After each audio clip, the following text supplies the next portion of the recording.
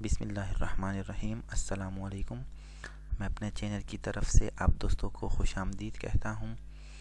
दोस्तों, आज की वीडियो में हम असिस्टेंट मैनेजर फ़िज़िक्स का टेस्ट जो कि कैरियर जॉब 1737 की तरफ से लिया गया है, उसके कुछ MCQs डिस्कस करेंगे।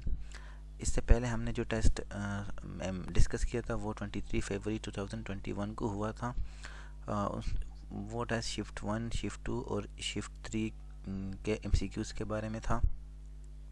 आज की वीडियो में हम 24 फरवरी 2021 को जो टेस्ट हुआ था शिफ्ट 4, 5 एंड 6, उसके MCQs हम डिस्कस करेंगे।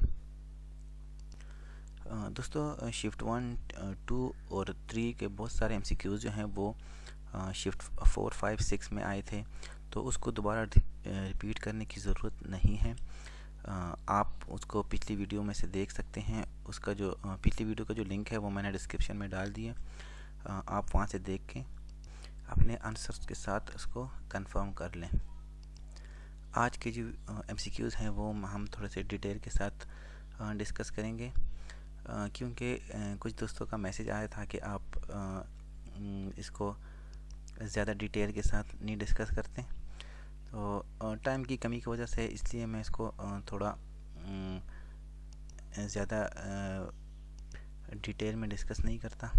फिर भी मैं अपनी कोशिश करूँगा ताकि आप लोगों को आसानी से समझ आ सके। चलिए दोस्तों, वीडियो को स्टार्ट करते हैं। क्वेश्चन नंबर 1 है, the physical quantity conserved in simple harmonic motion is. Option है time period, total energy, potential energy, kinetic energy. Question में पूछा गया है कि कौन सी फिज़िकल क्वांटिटी जो है वो सिंपल हार्मोनिक मोशन में कंजर्व होती है, तो वो इसका जो करेक्ट ऑप्शन है वो है ऑप्शन नंबर बी। एक्सप्लेनेशन में है कि kinetic energy and potential energy very with time and displacement. Kinetic energy और पोटेंशियल एनर्जी जो है वो टाइम और डिस्प्लेसमेंट के साथ वेरी करती है। इसका क्या मतलब है? मतलब कि काइनेटिक एनर्जी जो है वो ज़ीरो होती है एट एक्सट्रीम पोजीशन पे, और पोटेंशियल एनर्जी जो है वो ज़ीरो होती है एट मीन पोजीशन पे। टोटल एनर्जी हमेशा कंजर्व्ड होगी और बराबर होगी 0.5 m आर्मस्ट्रॉन्ग स्क्वायर इंटू ओमेगा स्क्वायर के। तो option number B is the correct option. Question number 2 है, piezoelectric effect in a crystal is. Crystal में पीजो इलेक्ट्रिक का क्या इफ़ेक्ट होता है? तो ऑप्शन ए है, a voltage developed because of mechanical stress. तो मैकेनिकल स्ट्रेस की वजह से वोल्टेज डिवेलप्ड होता है, यही इफ़ेक्ट है पीजो इलेक्ट्रिक का। क्वेश्चन नंबर 3 है, दोस्तों क्वेश्चन नंबर 3 जो है ये हमने पिछली वीडियो में भी डिस्कस किया था। वो मैंने जो उसको सही तरह एक्सप्लेन नहीं किया था वो रॉन्ग था, तो इस वीडियो में मैंने इसको डिटेल के साथ इसमें डिस्कस करेंगे। क्योंकि पिछली वीडियो में इसके जो ये क्वेश्चन है वो मुझे ठीक से याद नहीं था, तो इसलिए वो उसका जो आंसर था वो गलत आ गया था। इस वीडियो में हम इसको थोड़ा सही तरह और डिटेल में डिस्कस करेंगे। तो क्वेश्चन नंबर 3 है, if error in measurement of radius of a sphere is 1%, what will be the error in measurement volume? Options है 1%, 1/3%, 3% एंड नॉन ऑफ दिस। इसका जो करेक्ट आंसर है वो है 3%। चलिए दोस्तों, इसके सोल्यूशन की तरफ जाते हैं।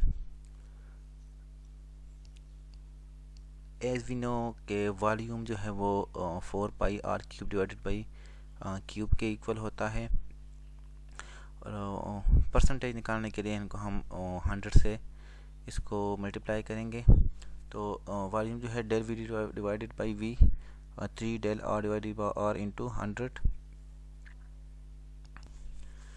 Del r divided by r इस तरफ चला जाएगा, 100 इस तरफ आ जाएगा, तो ये 100 के साथ कैंसिल हो जाएगा। आंसर में हमारे पास बच जाएगा 3। Percentage error in volume is 3%। तो option number C is the correct option.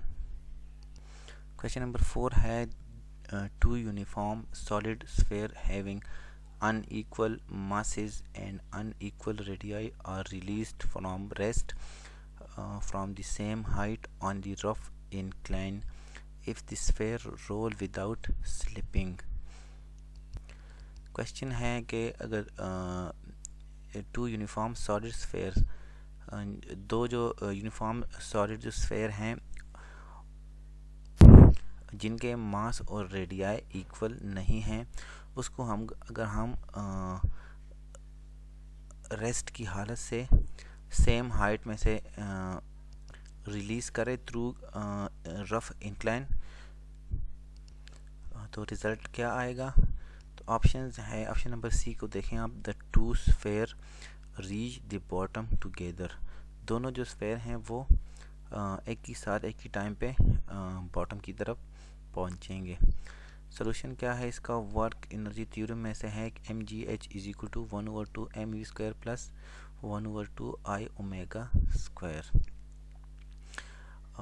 v हमें पता है कि r ओमेगा के बराबर होता है, and for sphere I is equal to 2 divided by 5 mr square. तो इसको मैंने थोड़ा सा शॉर्टकट किया हुआ है। इसका जो सोल्यूशन है mgh is equal to 1/2 mv square plus 1/2 I omega square. इसकी जगह पे आई की जगह पे हम ये इसकी वैल्यू पुट कर लेंगे 2.2 डिवाइडेड बाई 5 mr स्क्वायर, और ओमेगा की जगह पे ओमेगा की वैल्यू यहाँ से आएगी, ओमेगा इस तरफ यहाँ पे रह जाएगी और इस तरफ आ जाएगा, तो v डिवाइडेड बाई r आ जाएगा। यहाँ पे ओमेगा स्क्वायर है तो v भी स्क्वायर हो जाएगा और r भी स्क्वायर हो जाएगा, तो m और m यहाँ से कैंसिल हो जाएंगे तीनों, और ये r स्क्वायर जो है इस r स्क्वायर के साथ कैंसिल हो जाएगा। तो हमारे पास जो रिज़ल्ट आएगा वो gh is equal to 1/2 v square plus 1/5 v square. इसका LCM लेने के बाद जो रिज़ल्ट आता है gh is equal to 7 divided by 10 v square implies v is same for both sphere. जो v है वो दोनों स्फेयर के लिए सेम होगा, और एक्सेलरेशन भी दोनों के लिए सेम होता है, तो both will reach the bottom together. इस वजह से जो स्फेयर है वो दोनों स्फेयर जो है वो सेम टाइम पे बॉटम पे पहुंचेंगे। क्वेश्चन नंबर 5 है a satellite is orbiting round the earth if both gravitational force and centripetal force on the satellite is F, then net force acting on the satellite to revolve around the earth is। इसका जो correct option है वो है 0। 0 कैसे आता है चलिए देखते हैं। पहले क्वेश्चन को आप समझे कि क्वेश्चन में क्या मांग रहे हैं। एक सैटेलाइट है जो कि अर्थ के अराउंड घूम रहा है, तो इसका ग्रेविटेशनल फोर्स और सेंट्रीपिटल फोर्स अगर F हो तो टोटल फोर्स जो है एक्टिंग ऑन सैटेलाइट पे जो फोर्स एक्ट होगा टोटल वो कितना होगा, तो वो आता तो 0 है। देखते हैं किस तरह आता है। दोस्तों ये देखें, ये हमारे पास अर्थ है और ग्रेविटेशनल फोर्स जो है वो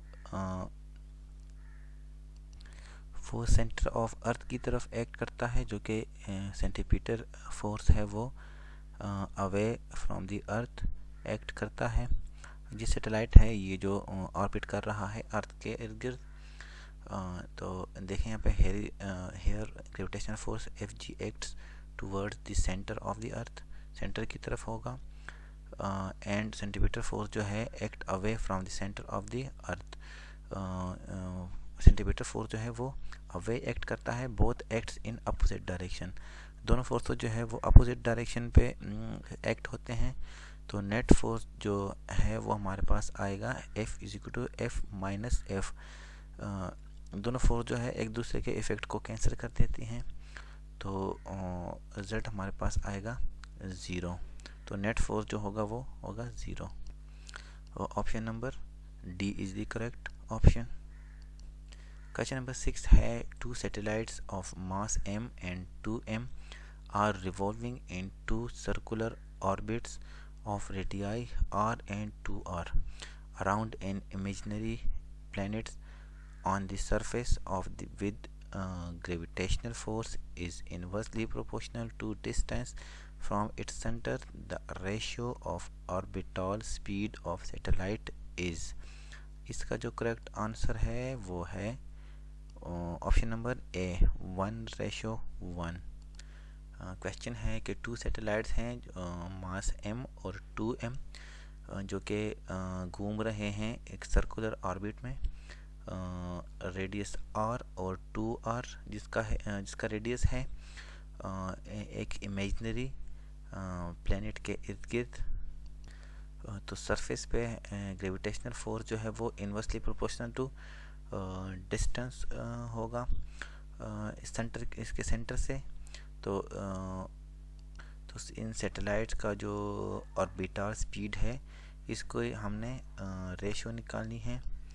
सॉल्यूशन है हमारे पास, ये 2 सैटेलाइट हैं जो कि घूम रहे हैं एक इमेजिनरी अर्थ के इर्द गिर्द, प्लैनेट के इर्द गिर्द। इसका रेडियस r है, इसका रेडियस 2r है, इसका मास m है और इसका 2m है। तो सेंट्रीफ्यूगल जो फोर्स है उसका फार्मूला हमें पता है, F = mv² divided by r। तो v हमें स्पीड इसकी ऑर्बिटल स्पीड फाइंड करनी है, तो v को हम इस तरफ रख लेंगे और m और r इस तरफ आ जाएगा। तो ये हमारे पास इक्वेशन बन जाएगा v² = fr divided by m। तो the orbital speed of first satellite is, यहाँ पे एक स्टेप रह गया है, v का हम अगर स्क्वायर हटाना चाहें तो इसके दोनों साइड पे अंडर रूट लेंगे, तो ये हमारे पास v = fr divided by m आ जाता है। तो फर्स्ट सैटेलाइट की जो ऑर्बिटल स्पीड होगी वो होगी v1 = fr divided by m under the root. ये हमारे पास फर्स्ट सैटेलाइट की स्पीड है। The orbital speed of second satellite is v2 = under the root f। इसका जो रेडियस है वो हमारे पास 2r है और मास जो है वो हमारे पास 2m है। तो m की जगह 2m और r की जगह 2r आ जाएगा। तो v2 = हमारे पास जो 2 है वो 2 के साथ कैंसिल हो जाएगा, हमारे पास आ जाता है equation v2 = fr divided by m। दूसरे सैटेलाइट का जो स्पीड ऑर्बिटल स्पीड है वो भी सेम है। तो from 1 and 2 ratio v1 ratio v2 = 1:1। इसका जो करेक्ट ऑप्शन है वो है option number A. Question number 7 है when a ray of light passes from rare to denser medium its frequency will be dash. अगर एक लाइट के जो रे है वो रेयर मीडियम से डेंसर मीडियम में एंटर होती है तो इसकी फ्रीक्वेंसी क्या होगी, इंक्रीज़ होगी, डिक्रीज़ होगी, रिमेन सेम होगी या नॉन ऑफ दीज। इसका जो करेक्ट आंसर है वो है option number C, remain same होगी। क्वेश्चन नंबर 8 है for a paramagnetic material the dependence of the magnetic susceptibility, ये जो साइन है इस ससेप्टिबिलिटी को रिप्रेजेंट करता है on the absolute temperature T is given by. इस क्वेश्चन में पैरामैग्नेटिक मटेरियल के ससेप्टिबिलिटी और एब्सोल्यूट टेम्परेचर के रिलेशन के बारे में पूछा गया है कि इसमें डायरेक्ट रिलेशन होगा या होगा इन्वर्स रिलेशन। तो इसका जो करेक्ट आंसर है वो है ऑप्शन नंबर सी। सॉल्यूशन है ससेप्टिबिलिटी = C μ0 ये डिवाइडेड बाई T। ये स्टैंडर्ड इक्वेशन है हमारे पास जिसमें C है क्यूरीज कांस्टेंट और μ0 = 4 पाई × 10⁻⁻⁷ इसकी वैल्यू है और T एब्सोल्यूट टेम्परेचर है। तो C कांस्टेंट है हमारे पास और ये इसका जो इक्वेशन बनता है हमारे पास susceptibility is inversely proportional to 1/T absolute temperature के इनवर्स प्रोपोर्शनल होगा। तो option number C is the correct option. Question number 9 है two charge conducting sphere are joined by a conducting wire then. Option number C है the total charge will be conserved. क्वेश्चन में पूछा गया है कि टू चार्ज कंडक्टिंग स्फेयर, दो जो चार्ज कंडक्टिंग स्फेयर है उसको अगर हम जॉइंट करें एक कंडक्टिंग वायर से तो रिजल्ट में हमारे पास क्या आएगा, the total charge will be conserved. Explanation में है when two charge conducting sphere are joint by a conducting wire, अगर दो चार्ज कंडक्टिंग स्फेयर को हम जॉइंट करें कंडक्टिंग वायर के साथ, the charge will flow from higher potential to lower potential, तो चार्ज है वो फ्लो होगा हायर पोटेंशियल से, हाई पोटेंशियल रीजन से लो पोटेंशियल रीजन की तरफ, और थोड़ा some work has to be done by this process, इस प्रोसेस की वजह से थोड़ा सा वर्क होगा। So the energy will not conserved, energy जो है वो कंजर्व्ड नहीं होगी, क्योंकि कुछ एनर्जी जो है वो लॉस्ट हो जाएगी या तो गेन हो जाएगी due to flow of charge.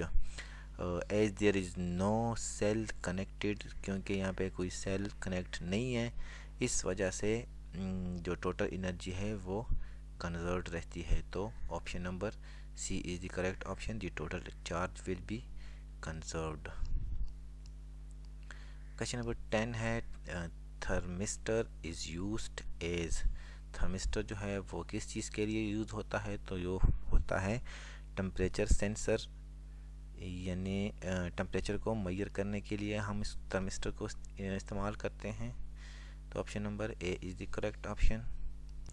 Question number 11 है a girl sits near the edge of a rotating circular platform, if the girl moves from circumference toward the center of the platform, then the angular velocity of the platform will be decrease, increase, remain same, become zero। तो ये option number B is the correct option, increase होगी।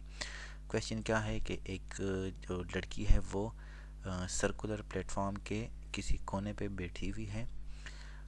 If the girl moves from circumference, circumference क्या है, distance, यहाँ पे मैंने लिखा हुआ है the distance around the circle, जो कि 2πr के इक्वल होती हैं। जो ये जो डिस्टेंस है अराउंड द सर्कल, इसको हम सरकमफ्रेंस कहते हैं। तो जब if the girl moves from circumference, अगर लड़की सरकमफ्रेंस की तरह की जगह से the centre of the platform, जो प्लेटफॉर्म है उसके सेंटर की तरफ जाएं, तो इसको एंगुलर जो वेलोसिटी है वो क्या होगी, वो इंक्रीज़ होगी। कैसे इंक्रीज़ होगी, यहाँ पे ये लड़की बैठी हुई है, अगर सेंटर की तरफ आएगी तो रिजल्ट क्या आएगा, the moment of inertia of the circular platform is maximum. Moment of inertia circular platform की जो होती हैं वो मैक्सिमम होती हैं when the girl is set at the circumference, अगर जब तक लड़की यहाँ पे बैठी रहेगी तो मोमेंट ऑफ इनर्शिया जो है वो मैक्सिमम होगी। When she moves toward the center, अगर वो सेंटर की तरफ मूव करें, the moment of inertia decrease, तो मोमेंट ऑफ इनर्शिया जो है वो डिक्रीज़ हो जाएगी, thereby increasing the angular velocity, तो एंगुलर वेलोसिटी जो है वो इंक्रीज़ हो जाएगी, क्योंकि मोमेंट ऑफ इनर्शिया और एंगुलर वेलोसिटी में के बीच जो रिलेशन है वो डायरेक्ट रिलेशन है, सॉरी इन्वर्स रिलेशन है। अगर वो मोमेंट ऑफ इनर्शिया डिक्रीज़ होगी तो एंगुलर वेलोसिटी जो है वो इंक्रीज़ हो जाएगी। तो ये किस प्रिंसिपल के तहत काम करती हैं, तो ये है conservation of angular momentum I1 ω1 is equal to I2 ω2। इस प्रिंसिपल के तहत जो है वो हम कह सकते हैं कि एंगुलर वेलोसिटी जो है वो इंक्रीज़ होगी। तो option number B is the correct option.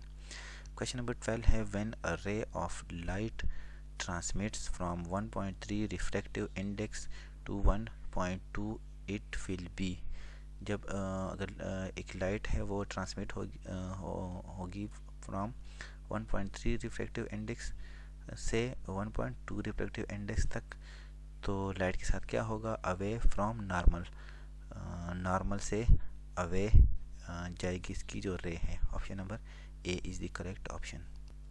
Question number 13 है the value of back EMF in a DC motor is maximum 8, जो बैक ईएमएफ की वैल्यू है वो डीसी मोटर में कब मैक्सिमम होगी? ऑप्शन नंबर ए है नो लोड, जब उस पर कोई लोड नहीं होगा तब इसकी ईएमएफ की जो वैल्यू है वो मैक्सिमम होगी। तो option number A is the correct option. Question number 14 है the energy level of helium neon laser is, कौन से लेवल में है ये लेज़र? ये है लेवल नंबर 4 में। तो answer option number B is the correct option. दोस्तों ये था आज का लास्ट क्वेश्चन। उम्मीद करता हूँ इस वीडियो की वजह से आपका थोड़ा सा कंसेप्ट क्लियर हुआ होगा। जैसे ही मुझे कोई और इसके और जो MCQs हैं वो मुझे मिलेंगे तो मैं इस पर नेक्स्ट वीडियो में इसको डिस्कस करूँगा। तो मज़ीद ऐसी वीडियोस देखने के लिए अपने चैनल को सब्सक्राइब करके बेल आइकन को ज़रूर प्रेस करें। तब तक के लिए अल्लाह हाफिज़।